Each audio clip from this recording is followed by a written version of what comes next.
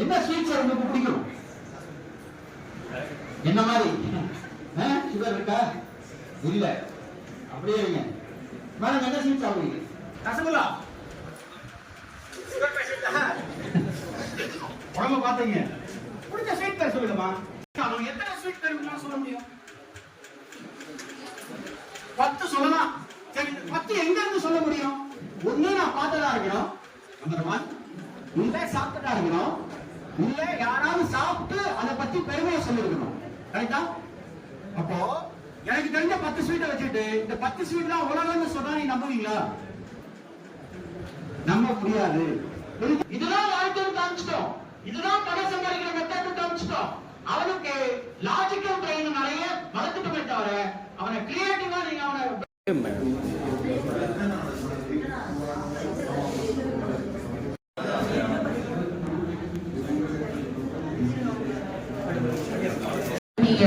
அப்பா அந்த 5 வருஷம் என்னடா படிக்கணும், எதுக்கு உட்காந்து படிக்கணும், கஷ்டமா தான் இருக்கும். ஏன்னா யோசிச்சு பாருங்க, காலைல 7 மணிக்கு கிளாஸுக்கு போயிட்டு நான் எல்லாம் முடிச்சுட்டு ஸ்டடி டைம் எல்லாம் முடிச்சுட்டு வரும்போது திருப்பி 9 o'clock, அதுக்கு மேல திருப்பி 11 o'clock வரைக்கும் உட்காந்து படிக்கிறவங்களும் படிக்கலாம், மேட்டாதவங்க விட்டுறலாம். பட் ஆனா நான் உட்காந்து படிச்சேன். ஏன்னா எங்க அப்பானால வந்து like even though we are from village, we are very much financially supported. அதெல்லாம் நான் எங்க அம்மா அப்பாவை மாதிரியே சொல்ல மாட்டேன், ஃபினான்ஸ் கஷ்டமா இருந்தது அப்படிலாம் சொல்ல மாட்டேன். என்ன ஃபினான்ஸ் இருந்தாலும் ஸ்டூடெண்ட்ஸ் ஆன நாம உட்கார்ந்து படிச்சு ஒழுங்கா நமக்கு என்ன வேணுமோ அதை பண்ணா மட்டும்தான் you will be able to come from that crowd to this stage. Thank you. பண்றதுக்காக என்னோட அம்மா அப்பா ஒரு நாள் காலையில கிளம்பி போனாங்க ஸ்கூல்ஸ் பார்க்கறதுக்கு. காலையில கிளம்பி போய் 4 ஸ்கூல் பார்த்து அந்த 4 ஸ்கூல்ல இருக்க பிரின்சிபல்ட்டே பேசிட்டு ஈவினிங் வந்து எனக்கு ஸ்கூல் செலக்ட் பண்ணிட்டு வந்தாங்க. So it was that hard at that time. ரொம்ப லாங் 20 years பேக் தான். பட் அந்த 20 years நான் படிச்சதுக்கும் இப்போக்கும் அவ்வளோ டிஃபரன்சஸ் இருக்கு. So you have a lot of opportunity. நாங்க படிக்கிற காலத்துல ப்ரொஃபஷனல் டிகிரி அப்படின்னா 2 தான். ஒன்னு இன்ஜினியரிங், இன்னொன்னு டாக்டர். எங்க அண்ணா இன்ஜினியர், நான் டாக்டர். ஏன்னா இவ்வளவுதான் அங்க இருக்கும்போது ஆப்பர்ச்சுனிட்டிஸ் இருக்கு. பட் ஆனா இப்போ உங்களுக்கு அப்படி கிடையாது, நிறைய வைட் வெரைட்டி ஆஃப் ஆப்பர்ச்சுனிட்டிஸ் இருக்கு. உங்களோட திங்கிங்கை வச்சு உங்களுக்கு எதுல இன்ட்ரெஸ்ட் இருக்கோ அதுல வச்சு நீங்க நிறைய சூஸ் பண்ணி யூ கேன் ஃப்ளை ஹை இன் எந்த உங்களுக்கு வேணும். ரீசெண்டா எல்லாரும் நிறைய இன்ஸ்டா அப்படியெல்லாம் பார்த்துட்டு இருப்பீங்க, நானும் தான் பாக்குறேன், நீங்களும் தான் பாக்குறீங்க. அதுல நிறைய தேவையில்லாத விஷயங்கள் வந்துட்டு இருக்கும். பட் ஸ்டில் அதுலயும் கொஞ்சம் உருப்படியான விஷயம் வரும். ஒருத்தம் வந்து மீன் போட்டிருந்தாங்க, you have to decide whether you need 5 years of independence or 50 years of independence. இந்த 5 years நீங்க உங்க லைஃப்ல நீங்க இன்வெஸ்ட் பண்ணி very very very very important.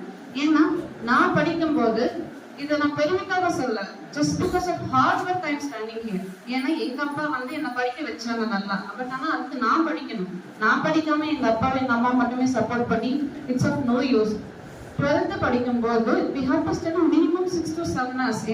என்னோட ஸ்கூல் வந்து மார்னிங் 7 o'clock ஸ்டார்ட் ஆயிடும். 7 o'clock ஸ்டார்ட் ஆகி ஈவினிங் 4:30 தான் ஸ்கூல் விடுவாங்க. then we will have 1.5 hours break. திருப்பியும் 5 to 9 வந்து ஸ்டடி டைம் இருக்கும். அப்படி இப்போ இந்த கல்வி வழிகாட்டி அப்படின்னு சொல்லி ஒரு எடுத்து வந்திருக்கிறது இட்ஸ் வெரி குட் திங்.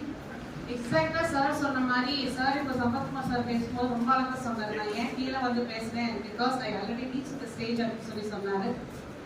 நான் உங்களோட பொசிஷன்ல 20 இயர்ஸ் முன்னாடி உட்காந்துருக்கேன். Because like I finished my 12th in 2004. இந்த MBBS நான் ஜாயின் பண்ணும்போது 2004 பேட்ச் நான் ஜாயின் பண்ணேன்.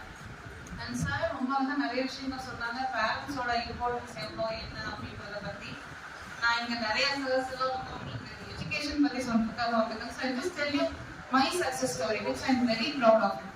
ஏன்னா நான் வந்து குழந்தை வளர்ந்தது சேடபாளையம்னு சொல்லி ஒரு 50 to 100 feet இருக்கிற ஒரு சின்ன வில்லேஜ்ல தான் நான் பிறந்து வந்தேன். நான் வந்து காலேஜ் ஸ்கூல் ஜாயின் பண்ணும்போது எங்களோட சுற்றி இருக்க 5 kilometers ஒன்லி 3 schools இருக்கு.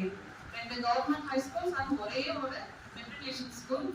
என்னோட அப்பா வந்து elementary school head master. So he knows the importance of education. So எங்கன்னா படிக்கும்போது கூட இங்கிலீஷ் மீடியம் ஸ்கூல் வரல. நான் படிக்கும்போது அந்த இங்கிலீஷ் மீடியம் ஸ்கூல் வந்து I was second class for English medium school.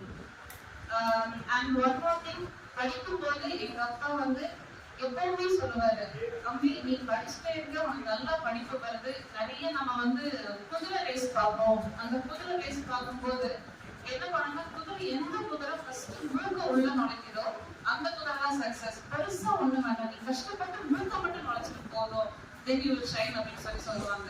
அது எவ்வளவு அழகா 12th படிக்கும்போது ஒரு டாபிக் சொல்லி எவ்வளோ இம்பார்ட்டன்ட் அவங்க லைஃப்ல அப்படின்றது. எங்க ஸ்ட்ரிக்டா இருக்கணுமோ அங்க ஸ்ட்ரிக்டா இருக்கணும், எங்க வந்துட்டு லிபரலா இருக்கணுமோ அங்க லிபரலா இருக்கணும். ஃப்ராங்கா சொல்லணும்னா எங்க அம்மாவும் அப்பாவும் என்னை வந்து எந்த விஷயத்துலையும் திட்டினதே கிடையாது. எல்லாமே நான் கேட்கறதுக்கு முன்னாடியே வாங்கி கொடுப்பாங்க. ஆனா ரேங்க் கம்மியாச்சுன்னா எங்க அம்மா எனக்கு தொலைச்சிருவாங்க, சும்மா விட மாட்டாங்க. ஸோ இருக்காங்க அப்படின்னா ப்ளீஸ் டோன்ட் டேக் இட் என்னடா இது திட்டிகிட்டே இருக்காங்க அப்படின்றத நினைக்காதுங்க. அது உங்களோட நல்லதுக்காக தான். எனக்கு இன்னும் ஞாபகம் இருக்கு, நான் 10th படிக்கும்போது ஆஃப் எழுதுறேன், ஓஎஃப் எழுதும்போது எனக்கு அந்த ரன்னிங் லெட்டர்ஸ் வந்து ஓன்றது இப்படி ஓன் வராது, இப்படி ஏ மாதிரியே எழுதிருப்பேன். என்னோட 10th இங்கிலீஷ் சொல்லி பார்த்தாங்க, எனக்கு வந்து நடக்கவே இல்லை. ஹாஃப் இயர்லி எக்ஸாம்ல என்னோட ஒவ்வொரு ஆஃபுக்கும் அரை மார்க் குறைச்சாங்க. நான் எழுதுற ஒவ்வொரு ஆஃபுக்கும் அரை மார்க். கடைசியில பார்த்தா நான் மொத்தமா 100க்கு 58 60 தான் வாங்கியிருந்தேன். ஏன்னா அவ்வளோ ஆஃப் எழுதியிருக்கேன். அதுக்கப்புறம் ஆட்டோமேட்டிக்கா அடுத்த நாளுமே என்னோட ஓ சரியாயிடுச்சு. ஸோ ப்ளீஸ் உங்க பேரண்ட்ஸோ உங்க ஃபேக்கல்டிஸோ உங்ககிட்ட ஸ்ட்ரிக்டா இருந்தாங்கன்னா இட் இஸ் நாட் தேர், அவங்க வந்து உங்களோட ஹார்ட்னஸ்க்காக வந்து பண்ணிருக்காங்கன்னு நினைக்காதீங்க. That is very much for your நல்ல விஷயத்துக்காக, நீங்க நல்லபடியா பிரைட்டா வரணும் அப்படின்றதுக்காக. And I don't want to take much of your time. இன்னொரு ஒரே ஒரு விஷயம் நான் சொல்லிக்கிறேன். நான் வந்து வில்லேஜ்ல இருந்து எனக்கு இருக்கும்போது இந்த மாதிரி கல்வி வழிகாட்டி அப்படியெல்லாம் ஒண்ணு ரைட் பிரெயின். ஒரு இன்ஜினியரா இருக்கீங்க அப்படின்னா அது லெஃப்ட் பிரெயின். அதே இன்டீரியர் டிசைனர், இன்டீரியர் டெக்கரேட்டரா மாறினீங்கன்னா ரைட் பிரெயின். சோ ஒவ்வொரு ஜாபுக்கும் left brain right brain combination இருக்கு.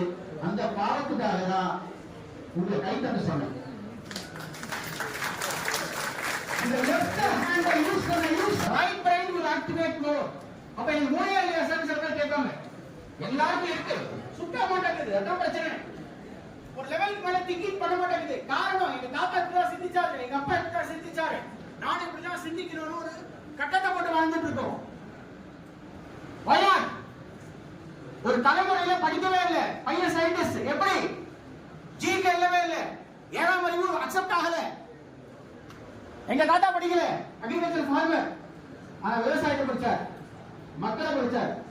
எங்க அப்பா கல்யாணம் ஆனதுக்கு அப்புறம் 10th படிச்சார். எங்களை படிச்சார், எங்களை புரிஞ்சுக்கிட்டார், ரைட், என்ன நல்லா படிக்க வச்சார். நான் நல்லா படிச்சுட்டு இருக்கேன், இப்ப மத்தவங்களையும் படிக்க வச்சிட்டு இருக்கேன். எத்தனையோ குழந்தைகளை படிக்க வச்சிட்டு இருக்கேன், எத்தனையோ குழந்தைகளுக்கு வெளிச்சத்தை கொடுத்துருக்க வாழ்க்கையில. Sometimes we need left brain to be accelerated. அப்போ வலது கையில வேலை செஞ்சீங்கன்னா லெஃப்ட் பிரெயின் மட்டும் தான் ஆக்சிலரேட் ஆகும், இடது கையில வேலை செஞ்சீங்கன்னா ரைட் பிரெயின் கிரியேட் ஆகும். You have to activate both the brains அப்படின்னா ரெண்டு கையும் கொஞ்சம் தட்டினீங்கன்னா பண்ணலாம். ஏதோ சம்பந்தமான பேசுறதுக்காக அவர் கைப்பற்றாங்க நினைக்கிறாங்க. எந்த அளவுக்கு நீங்க ஒரு பிரச்சனை ஒரு ப்ராப்ளம் வரும்போது சொல்றேன், நல்லா ஒரு சின்ன பண்ண மாதிரி கை தட்டி பாருங்க. You get energy here, you get thinking here. அதுக்கப்புறம் ஒரு டெசிஷன் எடுங்க, அந்த டெசிஷன் உங்களுக்கு சரியா சக்சஸ்ஃபுல் ஆகும். ஸோ ப்ளீஸ் அண்டர்ஸ்டாண்ட், குழந்தைங்களை நம்ம புரிஞ்சுட்டவங்க ஒரு கோர்ஸ் எடுத்து அந்த குழந்தைங்களோட எதிர்காலத்தை நம்ம வேஸ்ட் பண்ணோம்னா நம்ம எப்படி அவசரப்பட்டோமோ அதே மாதிரி தான் அந்த குழந்தைங்க அவசரப்படுவாங்க. 99% பேரண்டோட இன்டென்ஷன் இது தெரியுமா? அதுதான் தப்பு. ஏன் நீங்க மொத்தமா